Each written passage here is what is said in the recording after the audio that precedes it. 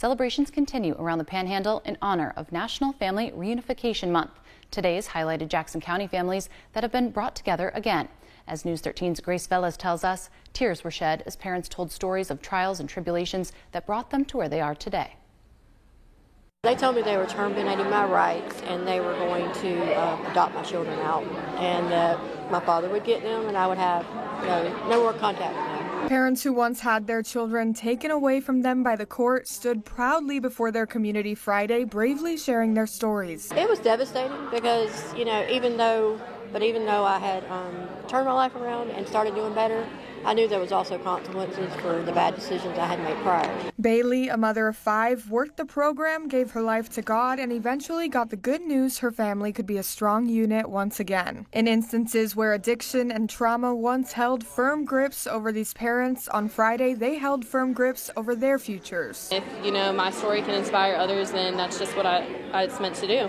I've been through a lot and I'm only 24, so I feel like I just want to share my story and it can help somebody one day. Ellis bravely told her story, a story of abandonment, a story where she survived being raped not once but 3 times before the age of 21. She says her life experiences turned to addiction when she found freedom in a drug. Eventually, her daughter Amaya was removed from her care in 2022. Over the years, Ellis would go through more than just a case plan before getting her daughter back. She would end up in jail for going to a detox in Bay County instead of Jackson County, breaking her probation.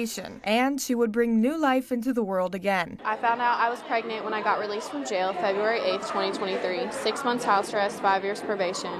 I lived 2 doors down from my drug dealer, but I never went. I entered rehab not long after. I was at the 9-month mark of my case plan, and I was about 4 months clean when I went. Ellis graduated rehab, but a happy ending still wasn't in sight. I was terrified. I thought I had done too much damage, that no amount of healing could erase the past. But I finished my case plan. I'd done everything they asked and more. And when the judge looked at me, Judge Garcia, she didn't just see who I had been. She had saw who I'd become. They could not terminate my rights. I proved my caseworker wrong. Judge Garcia publicly commended each of the families, acknowledging that dependency court is never an easy place to be. She tasked the success stories to look for opportunities where they can set examples for other struggling parents. In Jackson County, Grace Velez, News 13, Panhandle Strong.